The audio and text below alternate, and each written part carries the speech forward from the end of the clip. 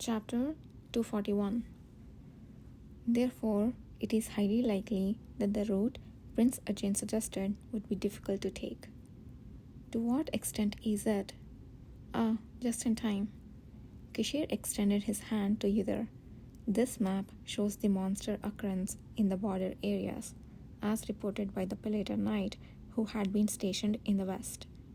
Receiving the map from Yudhir, Kishir spread it out on the table.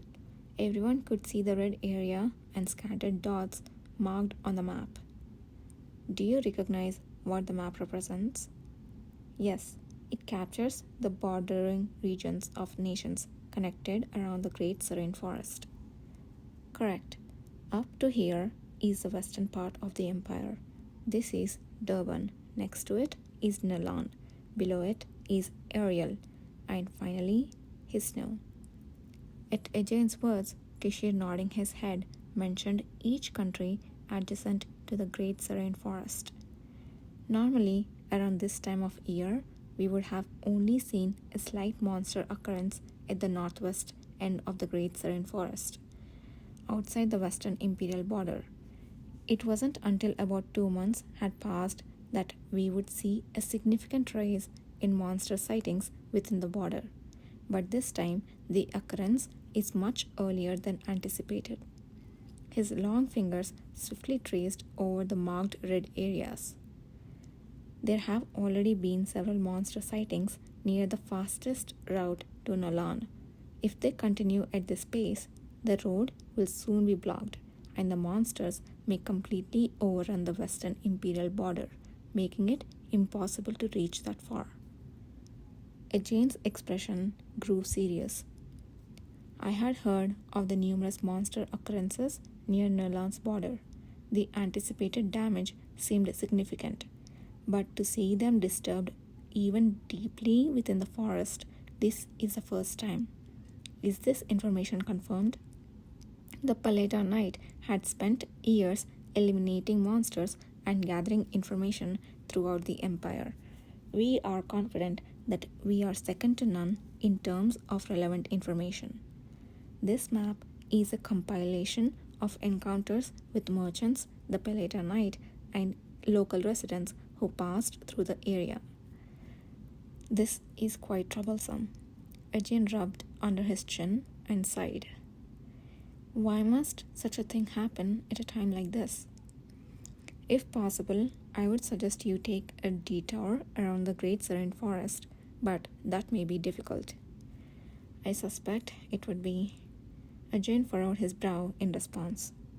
I have informed His Majesty, the Emperor, but the reason I insist on passing through the dangerous area is that I have received news of the deteriorating health of the King of Nalan due to his chronic illness.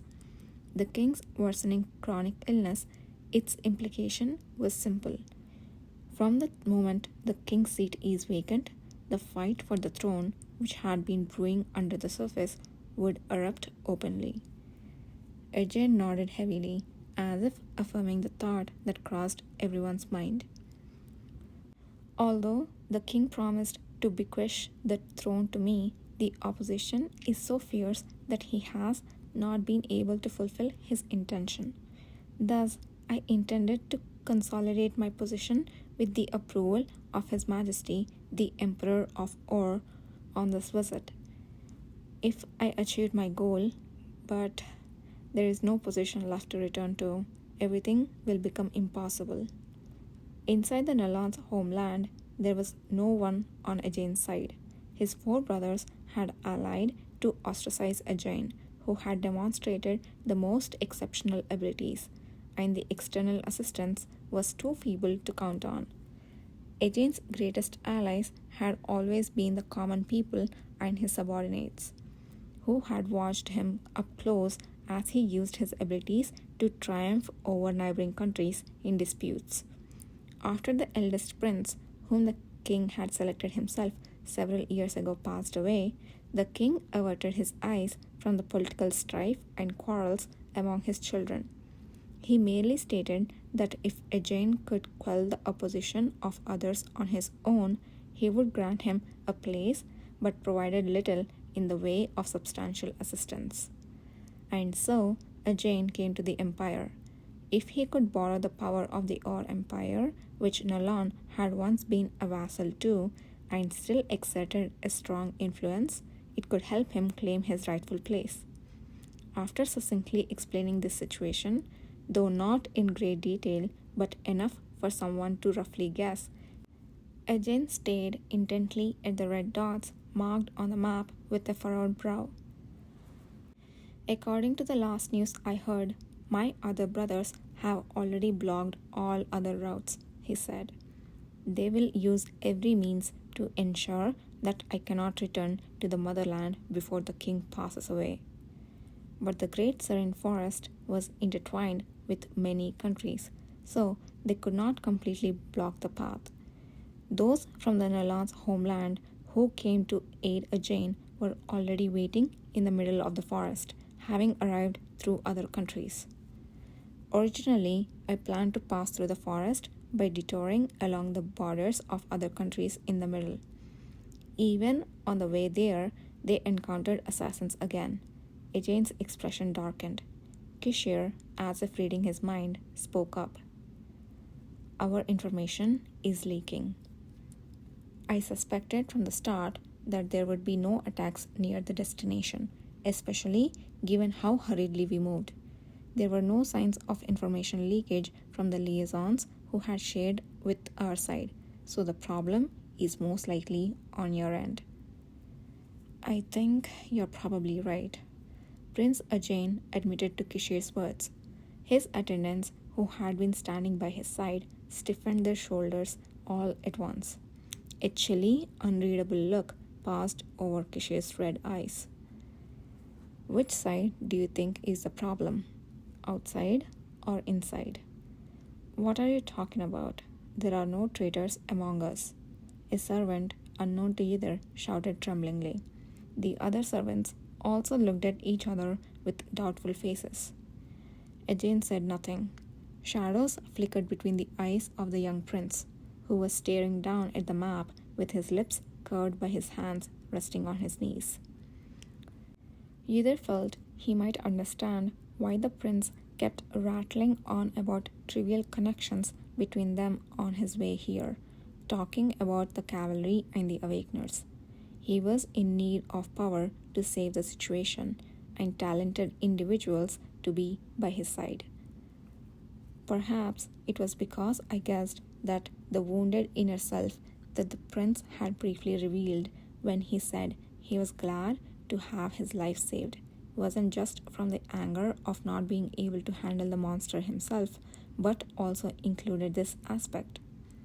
The reason he didn't say what he originally intended to, even after going through the trouble of switching places with a servant, may have been a way to blind others' eyes for safety. Either thought, feeling a sudden chill down his spine. I'm sorry, but I can't be sure who has betrayed me. Everyone here was bought by me because I trust them. You, Commander, would know the weight of the people I chose to keep by my side out of many who followed as messengers. The same applies to those waiting for me in the treacherous Great Serene Forest.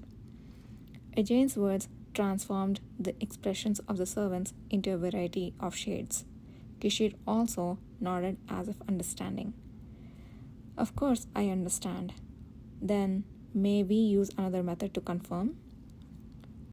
What method do you propose? Ajayn lifted his head. Kishir raised his hand lightly and pointed at someone. Kana wand? Yes, Commander. Is it possible? He didn't explicitly state the details, just like when he had tossed either when cleaning up after a battle. However, everyone in the group understood his intention. I can't guarantee perfection, but if you want, Commander, I will certainly find even the smallest clue. The second prince and his servants were taken aback by the confident voice that emerged from the seemingly ordinary short-haired woman. Good. Kishir made a polite request to Ajayn's servants. It won't take long. Could you please comply with her for a moment? What do you want us to do? One servant questioned with a slightly scared expression, but Kana only gave him a smile, not a reply. I need an object that has been in contact with your bodies for a long time. I'm not sure what would be best. Any recommendations? My prince, should we listen to this nonsense? However, Prince Ajay averted his gaze from his servant and responded, Everyone, hand over the tokens you bought from the Nalan palace. She said it would only take a moment, so that should suffice. But, my prince,